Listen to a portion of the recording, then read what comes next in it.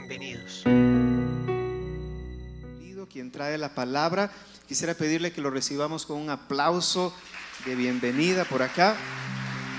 Mauricio, Dios te bendiga. Ahora me va a acompañar a orar. Su esposita Paula también, que está aquí con nosotros al frente. Entonces paso el micrófono. Gracias.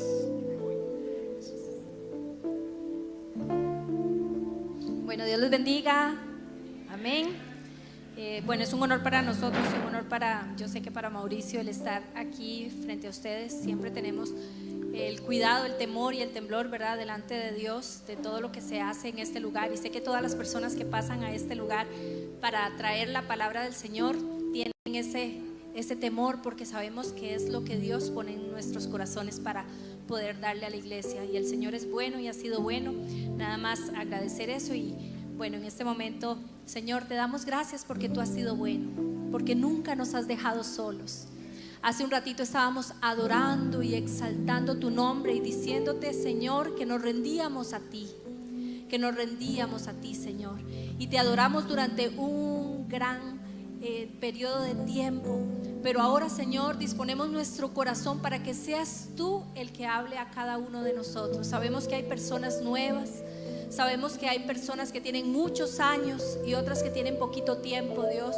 Pero a cada una de nosotros, a cada uno de los que está aquí, podamos, Señor, entender qué es lo que tú quieres hablarnos. Te pido que tú uses a Mauricio, Señor, que pongas tu palabra en su boca, Señor, y que hoy podamos entender que tú has sido bueno y que tú te has vuelto en este momento hacia nosotros para decirnos lo que tú quieres decir, Señor, a través de él.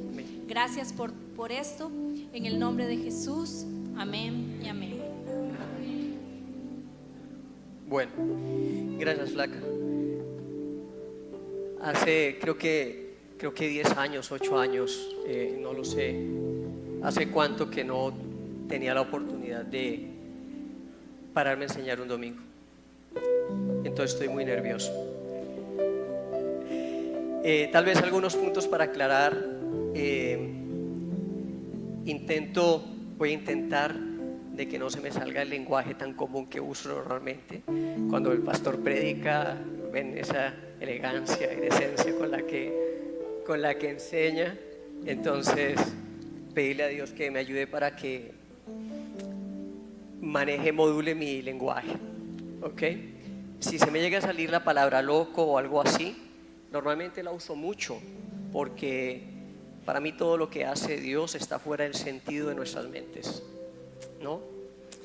El otro tema, bueno, saludar a las personas que están por internet, especialmente mi familia, mi mamá, que sé que me está viendo, y mandarle un saludo desde acá.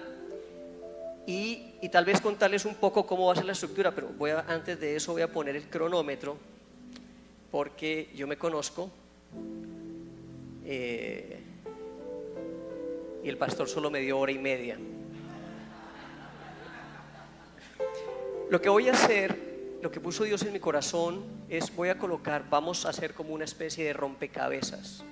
Normalmente es la forma como me gusta cuando tengo la oportunidad de enseñar. Y lo que voy a hacer a lo largo de los siguientes minutos va a ser colocar una serie de elementos. Muchos tienen mucho componente bíblico, por supuesto, y la idea es que el Señor, primero en mí y luego en ustedes, que Dios vaya armando el rompecabezas de la forma como cada uno de nosotros necesita. ¿Ok? Entonces yo solo les voy a tirar fichas y confiemos que sea Dios el que poco a poco va a ir armando el rompecabezas en su cabeza y en su corazón. Me gustaría, si me pueden ayudar con... bueno, el nombre que le he puesto se llama Cuestión de Honor y Privilegio. Empezando porque es un honor y un privilegio el que yo pueda estar aquí hoy compartiendo un poco con ustedes. Los voy a invitar, y el texto es larguísimo, pero los voy a invitar a que vean en sus Biblias el capítulo 1 del libro de Job, versos 8 y 9. Nada más voy a leer el verso 8 y 9, ¿ok? Job es un libro, está en el Antiguo Testamento para los que no lo conocen, ¿sí? Y es una historia de un hombre que Ok, puede ser eso, gracias. Es la historia de un hombre que... Ok, gracias. La historia de un hombre que era un hombre bueno y decente ante los ojos de Dios. Hacía lo bueno. El texto es larguísimo, pero si pensáramos en términos de santidad, digamos que Job era un santo. ¿Listo? Yo le invito a que lea el capítulo, son varios capítulos, la historia es interesante, pero solamente para entrar en contexto voy a leer el verso 8 y 9. Dice: ¿te has puesto a pensar en mi siervo Job? Esta es una conversación de Dios con el diablo. Y Dios le dice: ¿te has puesto a pensar en mi siervo Job? Volvió a preguntarle el Señor: no hay nadie en la tierra, nadie como él.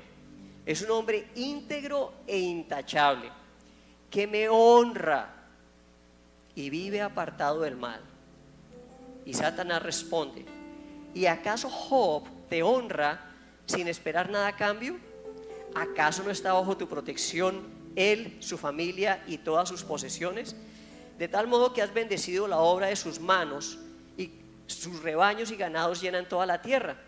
Pero extiende la mano y daña todo lo que posee, a ver si no maldice en tu cara.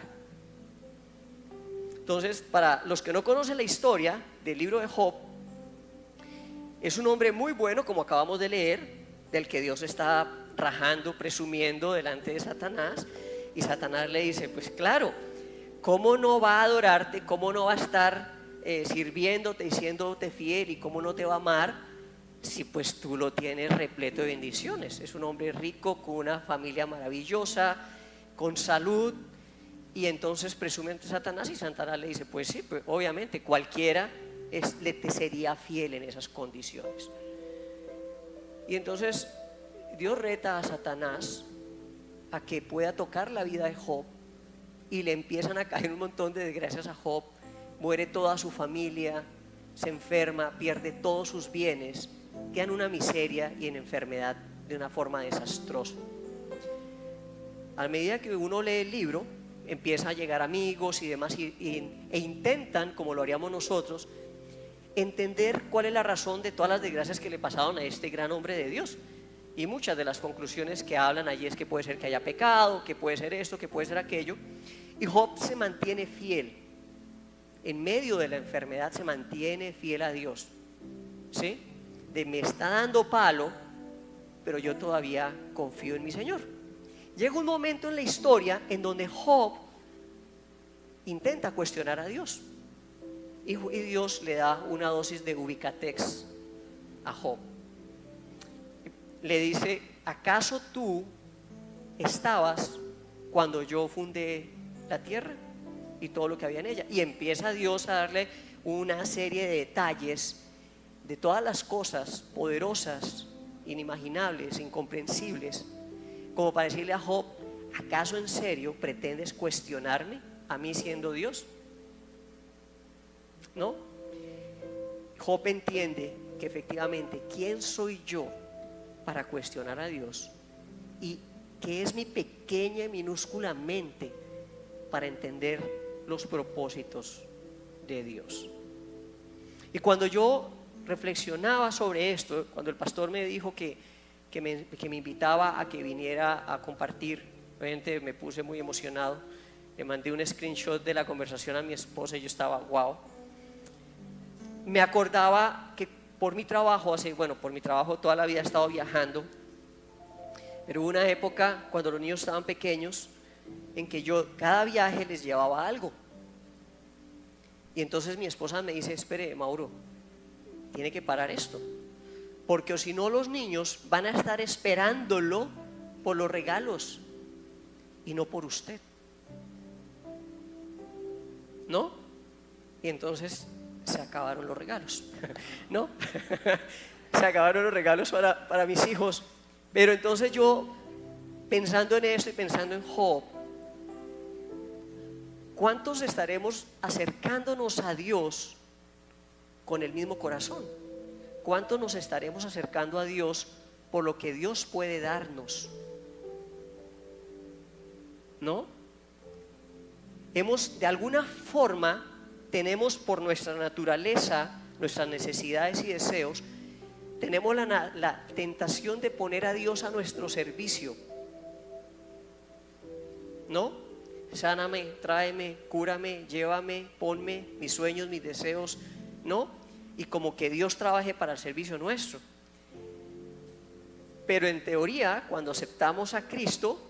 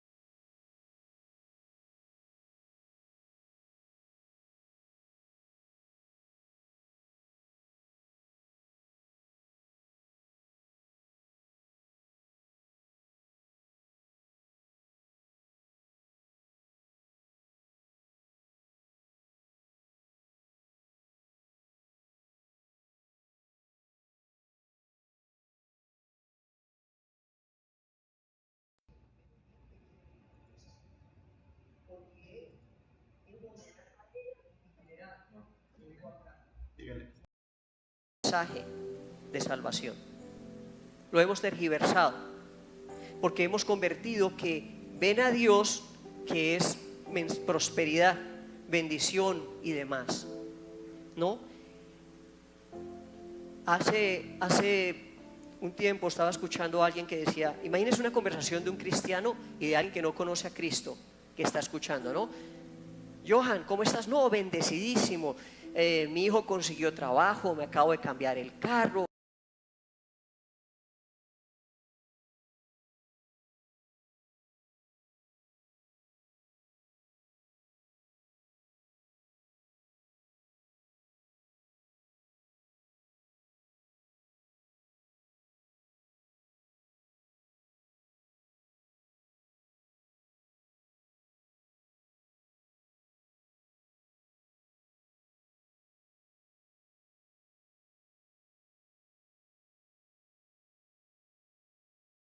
Ya.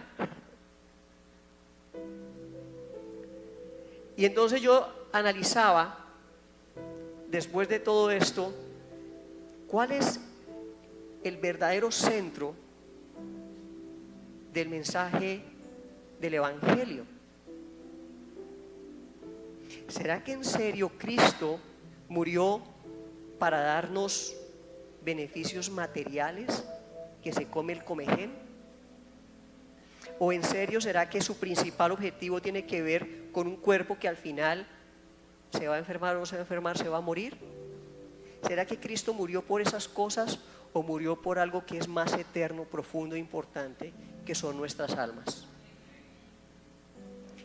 Lo demás no son daños colaterales, son beneficios colaterales, porque ustedes y yo hemos sido testigos de cosas asombrosas que ha hecho Dios, de milagros increíbles que ha hecho Dios.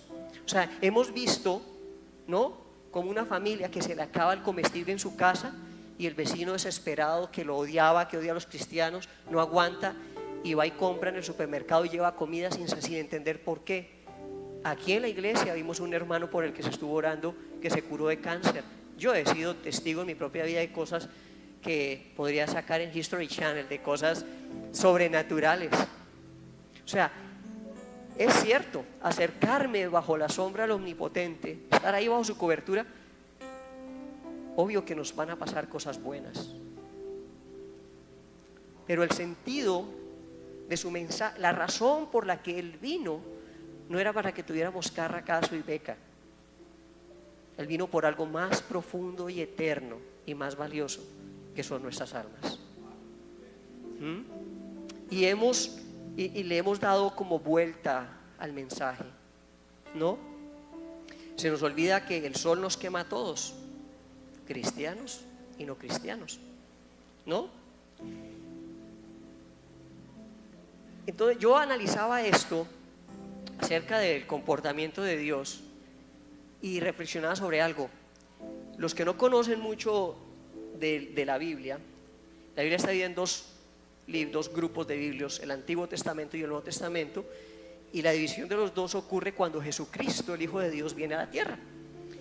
Y cuando uno analiza y lee todo el Antiguo Testamento, se da cuenta que es un libro lleno de historias donde el pueblo escogido de Dios son reyes, conquistas, triunfos, ¿no? O sea, puro poder y gloria. ¿Sí? Así es todo el Antiguo Testamento, ¿no? Pero cuando viene Cristo, esa es la razón por la que el pueblo judío no podía entender esa conquista, reinados, gloria, todo ese mundo poderoso y majestuoso se terminó. Porque empezando por el mismo Cristo, fue crucificado. Pero cuando analizamos a todos sus seguidores, fueron decapitados, desollados, ¿no? Casi todos tuvieron muertes violentas, excepto uno. Les voy a hacer una lista. Juan fue el único que murió de viejo, pero Esteban fue apedreado, Felipe colgado, Bartolomé desollado, Pedro fue crucificado boca abajo, Santiago decapitado, Andrés también decapitado, a Tomás lo atravesaron con una espada, Pablo una vida con aguijón y con muchas necesidades. Entonces yo decía, oiga, un momentito, el modus operandi de Dios cambió con la venida de Cristo. ¿Se acuerdan? En el Antiguo Testamento iban Jericó y conquistamos Jericó, y aquí Cristo dice, cuando alguien te golpea la mejilla, ¿qué dice él? No dice aplasta al enemigo, no, dice ponga la otra. El modus operandi de Dios cambió con la venida de Cristo. Y como que no somos muy conscientes de eso. Los hijos de Dios, después de que Cristo vino a la tierra, ya no tenemos inmunidad. Nos puede pasar cualquier cosa. Nos puede pasar cualquier cosa. Y entonces yo decía, bueno, creo que vale la pena de nuevo que nos ubiquemos y entendamos el panorama completo. Tal vez yo me veo como una hormiguita. Ustedes se han dado cuenta que las hormigas, aquí podemos estar discutiendo, aquí puede haber una guerra, una fiesta, y si aquí hubiera un hormiguero, ellas ni cuenta se dan que están de fiesta o en un despelote completo. A mí me parece que nos pasa lo mismo, como que no somos conscientes que estamos en un campo de batalla que empezó hace más de 6.000 años. Desde el tema de la creación, unos misterios. Algún día, si van al discipulado, los invito al discipulado, podemos charlar de los misterios de la creación. Pero lo cierto es que se empezó una batalla, estamos por el 6.º día, ¿ok? Pero con la venida de Cristo hace 2.000 años, 2024 años, empezó el principio del fin. La venida de Cristo, esa batalla que empezó hace más de 6.000, 7.000 años, la venida de Cristo fue, como dicen, bueno, llegó el momento de la última canción. Y lo que estamos esperando es que con la venida de Cristo, nosotros estamos en la fase final, dentro del plan de Dios, para darle punto final a esa batalla que está sucediendo, en la que nosotros estamos involucrados y tal vez no nos hemos dado cuenta que estamos en medio de una batalla y que entró en su etapa, en su fase final, con un cambio en el modus operandi, con la venida de Jesucristo. ¿No?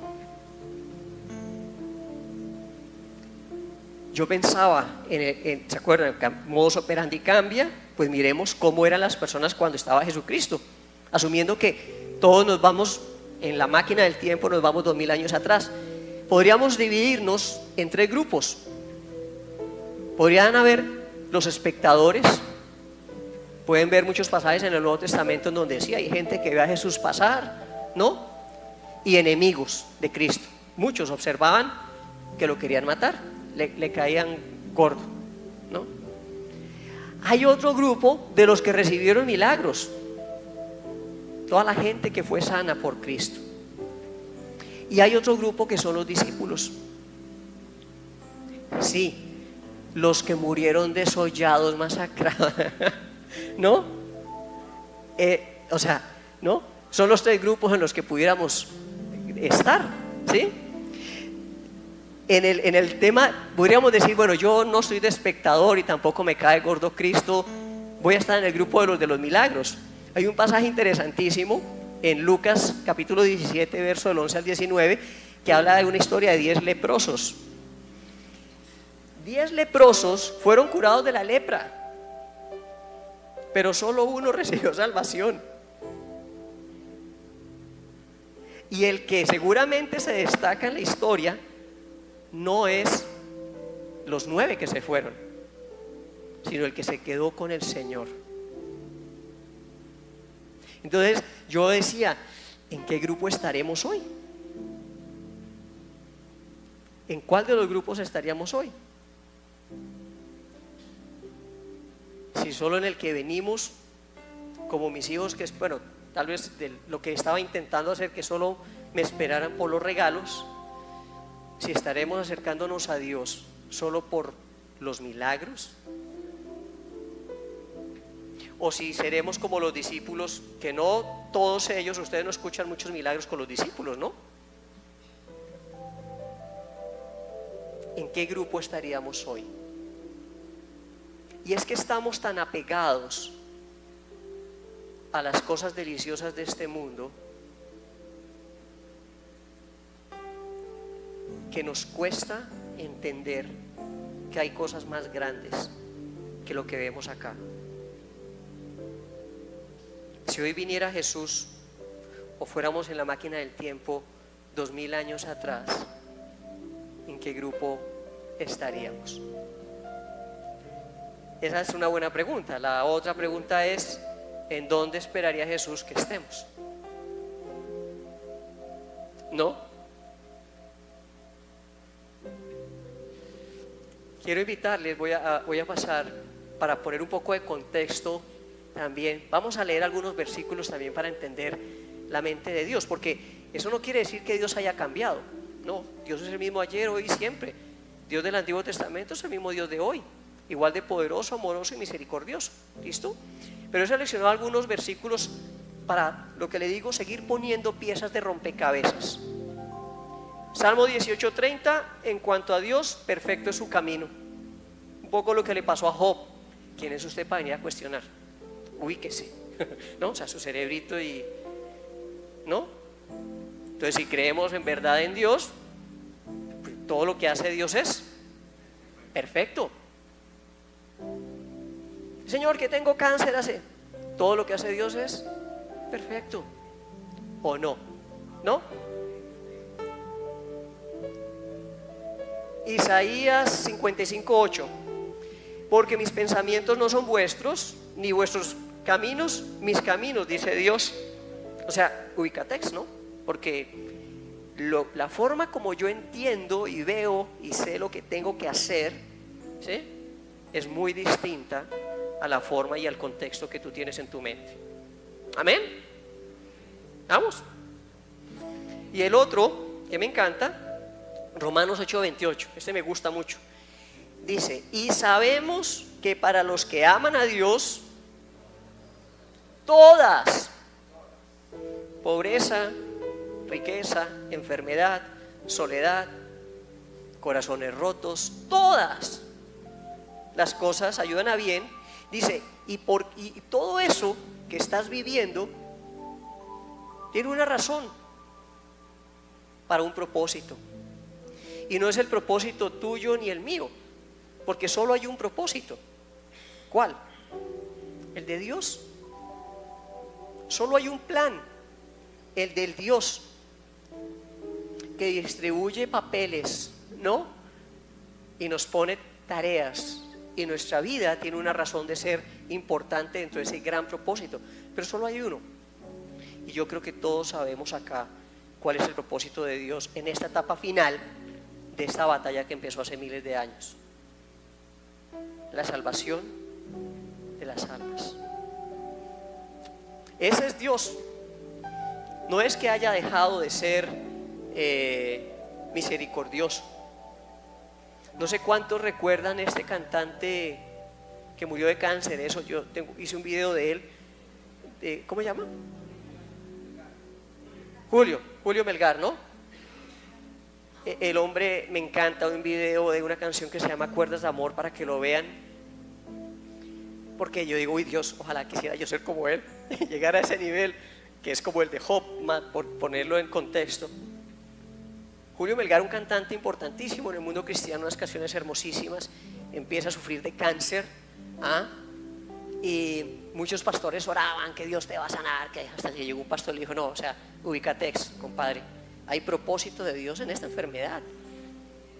Y me encanta ver cómo creo que es el último concierto de él, muriendo de cáncer, casi no tenía ni fuerzas para levantarse, tiene que pedirle ayuda a alguien que lo ayude a levantarse, y en medio del cáncer alabar y darle esperanza a miles. Y yo, cuando veía ese video, decía, Señor, me encantaría tener los pantalones de Julio Melgar, de poderte entregar algo así para servirte, impactar a miles. Porque aquí estoy muy cómodo, hay hasta aire acondicionado, no traje saco por eso, porque me da mucho calor, ¿no? Y entonces no es que Dios haya dejado de ser Dios, o que Dios haya olvidado de Julio Melgar, pero no sé cuántos de acá dirían, y si yo quisiera ser usado de manera tan poderosa por el creador de este universo. Qué honor, ¿no? Qué honor.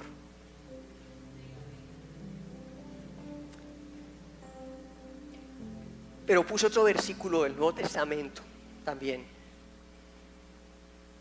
para entender un poco cómo es Dios. En Mateo 16:24. Luego Jesús dijo a sus discípulos, si alguien quiere ser mi discípulo, que se niegue a sí mismo, tome su cruz y sígame. Es decir, oiga, nos quitamos la corona, se acabaron las batallas, la conquista, ese rollo es historia del pasado, ¿no? Aquí es con su cruz. No sé cuál sea su cruz.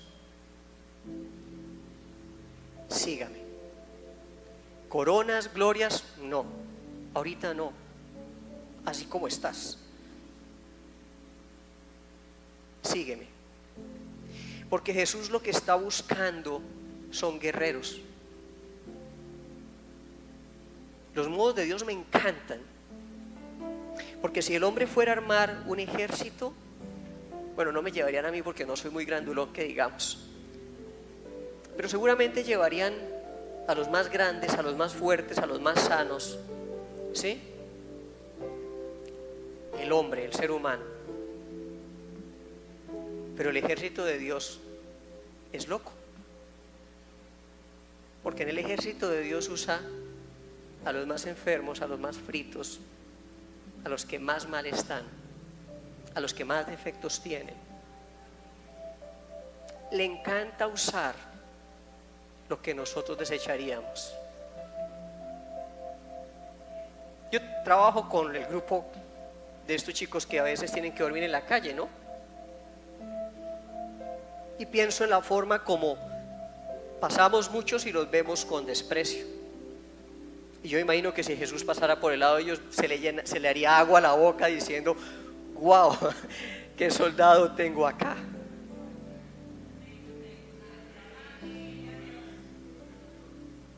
¿No? Porque estamos tan enfocados en nosotros. Ustedes se han dado cuenta, no sé cuántos de acá son viejitos, Creo que los jóvenes se fueron para clase, ¿no? Pero, oiga, revisen sus celulares. ¿Cuántas fotos tienen de usted y cuántas fotos tienen de otros? Nos hemos vuelto tan egoístas. En las cámaras de antes nosotros no salíamos, porque la foto era para tomarle fotos a los demás, a los que amamos. Pero ahora ni siquiera, porque nos tomamos selfie con el grupo, ¿no? Pastor, menos mal se tomó la foto así usted, si no. No nos pusimos de acuerdo, pero porque estamos muy centrados en nosotros, ¿no? Jesús no vino para darnos comodidades, salud, belleza, prosperidad. La realidad del Evangelio es que estamos en la etapa final, en la fase final de esta batalla de nuestro gran Dios, ¿sí? Está buscando guerreros, y no como los que buscaría el ser humano,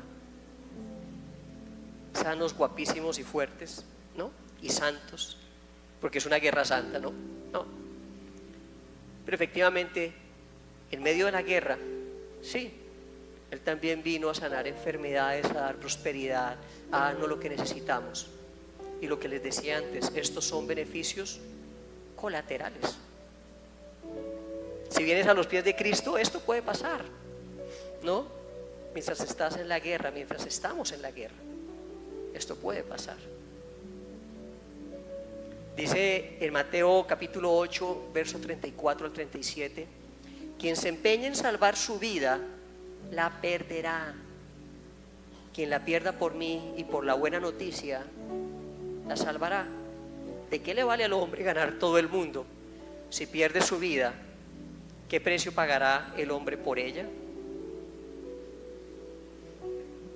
Por cuestión de tiempo no me puedo extender, pero les dejo de tarea. En verdad, ¿qué significará negarse a sí mismo? No solamente tiene que ver con mis deseos de tener sexo, drogas, alcohol y fiesta, no. Tiene que ver con mis deseos, con mis sueños, con mis anhelos más profundos, de triunfar en este mundo. ¿Se acuerdan al rico que le dijo al rico? Venda todo y ven. Negarse a sí mismo, es decir, usted ya no existe, sus sueños ya no van, sus anhelos ya no van, sus deseos ya no van. Morir. El que quiera salvar su vida, así, que usted quiere la gloria, la fama, perfecto. Pero estoy buscando para mi ejército un grupo de guerreros que tienen que morir a sí mismos. Y yo decía, ¿pero por qué? Porque es una batalla espiritual. Y hablábamos el viernes que tuve la oportunidad. Y en esa batalla nosotros no servimos para nada.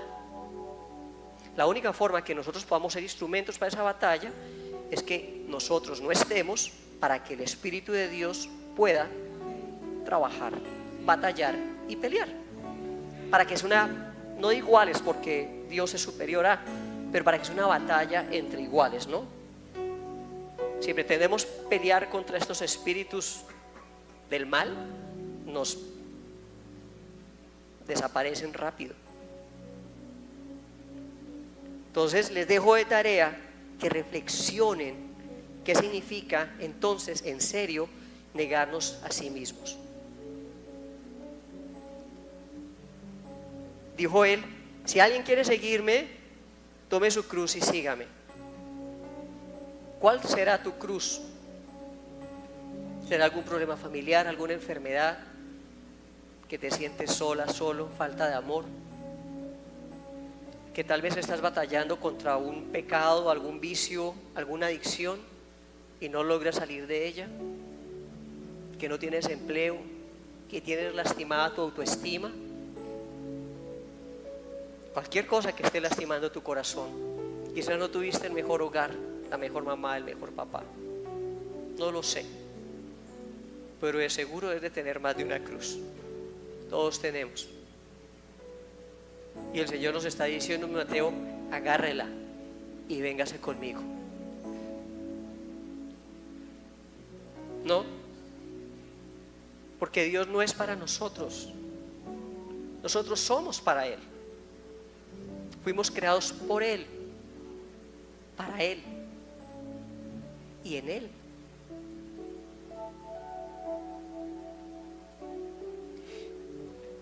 No tenemos, si decidimos aceptar la invitación a ser parte de esta gran familia, este gran ejército, pues no tenemos permiso para hacer lo que queremos, porque no fuimos creados para satisfacer los deseos, los sueños y las fantasías de Mauricio.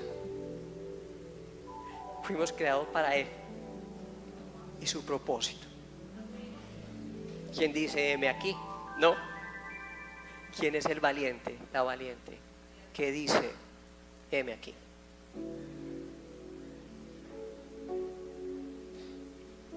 Todos los domingos hacemos y seguramente muchos de los que estamos acá hicimos la oración de salvación, ¿no? Para los que no la conocen, cuando hacemos la invitación a que se una a esta familia, a ser parte de la familia de Dios, hacemos una oración donde decimos: Señor, sé mi Señor y mi Salvador. Y nos quedamos solo y nos vamos para la casa, ¿no? Con la de que es mi Salvador, pero la de mi Señor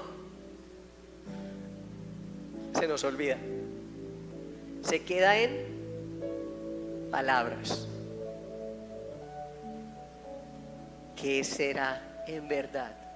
No sé cuántos de los que estemos acá tengamos que hacer hoy un acto de: Señor, perdón, en serio, hoy sí te entrego mi vida. Y a partir de hoy, sí, en serio, la neta, como dirían los mexicanos, la verdad, verdad, de verdad. A partir de hoy, sí te acepto como mi Señor.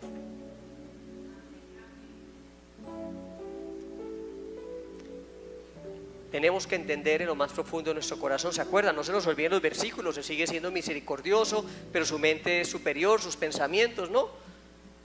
De que Él puede hacer con nosotros lo que Él quiere, sin tener que consultarnos. Él sabe lo que hace. Les cuento una infidencia. Hace muchos años tenía el anhelo de volverme a parar, a enseñar. Y de un tiempo para acá ya no, se me quitó las ganas. Decía: no, ahorita no, ahorita no. Y me llama el pastor, porque Él hace lo que quiere, ¿no? Él sabe lo que hace. ¿Quién estará tomando las decisiones en tu vida? En verdad, realmente, ¿quién las estará tomando? Él nos dice: venid a mí todos los que estáis cansados y agobiados. ¿Recuerdan Mateo capítulo 11? Dice: tomad mi yugo sobre vosotros y aprended. Él nos hace una invitación. Yo sé que estás cargando una cruz. De hecho, la invitación que te hice no fue: te quito la cruz y sígame. No. La invitación fue: yo sé que te invité a esta fiesta con una cruz, que ya la traías antes de conocerme, te diría Jesús, ¿no? Pero si vienes a mí, yo te ayudo a llevarla.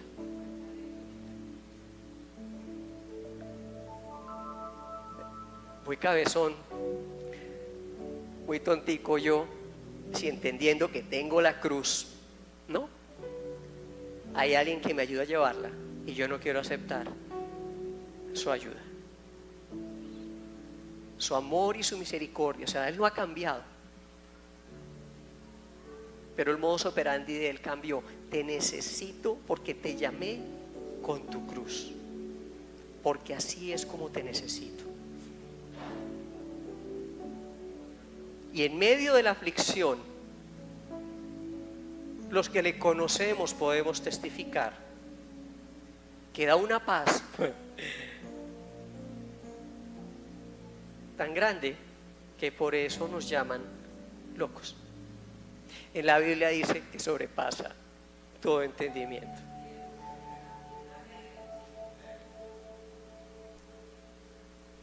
Romanos 12:2. No vivan ya según los criterios del tiempo presente, al contrario, cambien su manera de pensar, para que así cambie su manera de vivir y lleguen a conocer la voluntad de Dios, es decir, lo que es bueno, lo que es grato y lo que es perfecto. Lo que nos está diciendo es: necesito que te ubiques, que cambies tu mente para que puedas entender estos propósitos divinos, que estamos en una guerra y que mi voluntad es perfecta, y que todo lo que está pasando es una batalla en la que te necesito así, pero así te necesito, porque se trata de un ejército de gente rota, ¿no? Y es un ejército, y en el ejército hay generales, y normalmente ¿cómo están los generales? Metidos en un cuarto con aire acondicionado, con pantallas, ¿no? Y en un búnker que si explotan bombas ni los toquen. ¿Ah? Pero hay otros que están metidos dentro de un camión de estos, un tanque de guerra, ¿no? Y pues sí, los sacuden las bombas, no como al general, pero tampoco tienen aire acondicionado. Pero hay otros que están en la guerra que les toca allá, en el campo de batalla. Porque es que no todos en el ejército pueden ser generales y no todos en el ejército pueden estar en el campo de batalla. Quizás el cáncer, la enfermedad, el dolor, tu corazón roto hoy, te tocó en este ejército ser de los que están ¿dónde? En el campo de batalla. Y habremos otros acá que estamos con aire acondicionado. No me echen la culpa a mí, ¿no? Pero así es. Así es. Porque no entendemos la profundidad de la misión. Y yo me preguntaba, ¿acaso los soldados rasos entienden las instrucciones estratégicas de los generales? No. Los generales piensan, ¿y qué hacen los soldados? Obedecen, aunque no entiendan por qué. Y esta mañana entonces yo te diría: ¿aceptas ser soldado de Cristo? ¿Le crees a Cristo? Tal vez tu cruz sea tu arma de batalla. Yo conozco una mujer muy enferma, no tiene riñón hace como 30 años. Le dio una parálisis cerebral hace como 6, 7 años. Sufre de dolor 7/24. Le duele caminar, le duele que la toque. Y se la pasa así, con una sonrisa enorme en su cara, llevando palabra a otras personas. No, utiliza su cruz como su arma de batalla.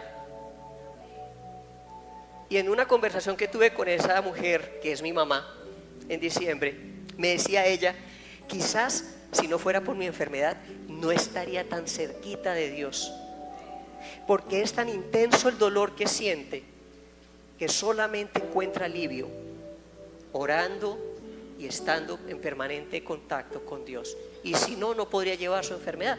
Pero ella ahí en el sofá de la sala me decía: quizás si no tuviese esta enfermedad no tendría la dicha y la fortuna de estar tan cerquita de Dios. Entonces yo me acuerdo una historia. ¿Se acuerdan? Pedro y Juan los llevan para la cárcel. Me dan el favor, no predican más, los amenazan. Salen de la cárcel. ¿Y qué hacen estos locos? Se van a orar y le dicen a Dios: Señor, por favor, que no nos vuelvan a amenazar. Que no, como estos tipos sí entendían el propósito de Dios, le habían hecho casos a Romanos 12:2, se fueron a orar entre todos y dijeron: Señor, danos más denuedo. O sea, ponnos la más dura, prepáranos, porque entienden el propósito y se entusiasman con él. No pidieron que le quitara el problema, la cruz, sino que póngame la más pesada y deme más valentía. Quizás la cruz es el arma para hacer equipos de élite, de mujeres enfermas que llevan esperanza a otras, de hombres que han salido del alcoholismo y saben cómo guiar a otros, de personas que están rotas en su corazón en soledad y pueden utilizar eso para llevarlo a otros a un camino de esperanza. Decía en Isaías 40 que los que esperan en el Señor renovarán sus fuerzas, se remontarán con las alas como águilas, correrán, no se cansarán, caminarán y no se fatigarán. No, es un mensaje de nos vamos a levantar. Y entonces en diciembre leyeron ese versículo, el 30 al 31 de diciembre que estábamos acá, y vino algo a mi corazón que decía así, pero muchos llegamos al cielo con las alas rotas. Pero aún así, el Señor nos está esperando. Quizás muramos en el intento esperando que el Señor responda a nuestra oración. Él sabrá. Pero el que nos está esperando, nos está esperando. Y a veces vemos ese problema, esa enfermedad, esa tristeza como un gigante. Quizás lo vemos gigante porque insistimos en permanecer de rodillas. Y ya es hora de ponernos de pie, ¿no?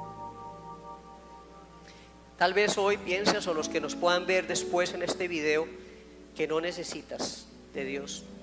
Pero yo sé, porque puedo sacar estadísticas de toda la gente con la que me relaciono, que el 99.99% tienen su cruz y están rotos o rotas en alguna medida. Y yo te quiero invitar a que te unas a este ejército. Hay una historia del rey Leonidas, no sé si la conocen, para que la vean en la película. También una historia parecida de Gedeón en la Biblia, pero me gusta más la de Leonidas, porque es un ejército donde solamente acepta 300. Y los 300, y Gedeón son también 300 para pelear contra 75,000. Pero Leonidas, los 300 quieren ir y se quedan miles de soldados afuera. Y lo más loco de esto es que los 300, o sea, se morían por ser parte del ejército de este rey, porque sabía que iban a morir. Y yo creo que ese es el tipo de ejército que está buscando Dios hoy.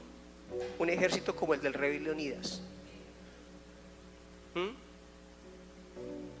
Que vengan acá, que posiblemente puede sanar tus heridas, ¿sí? Por supuesto que a Dios le duele, y tener las manos amarradas, como le pasó a su hijo Jesucristo, ¿no? Lo estaban crucificando y Cristo: Señor, si me puedes sacar de esta, que se haga tu voluntad, de acuerdo a tus propósitos, ¿sí? Y que el Señor diga: no te puedo quitar el cáncer porque te necesito,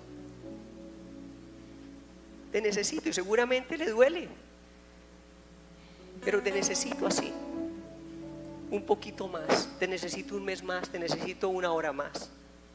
Claro que a Dios le duele, ¿no? Entonces tenemos que seguir orando, porque orar es una forma de decirle a Dios: te creo, sé que tienes el poder, pero como diría Cristo, que se haga según tu voluntad. Es un ejército donde los soldados se cuidan entre sí y donde Dios nos pule, nos prepara, como haría cualquier general con sus soldados, ¿sí? Y entonces la invitación es que te unas a esta causa. Si quieres aceptar la invitación y a entender que somos un ejército, les voy a contar un secreto que solamente conocen los del grupo discipulado. Cuando yo estoy alabando a Dios de forma muy disimulada, levanto mis manos en esta forma. A veces lo hago con más o menos vergüenza, porque esta es una forma de decirle a Dios: te reconozco que tú eres mi general y que yo soy tu soldado. Estoy listo. Gracias, Señor. Gracias porque tú has hablado a nuestros corazones.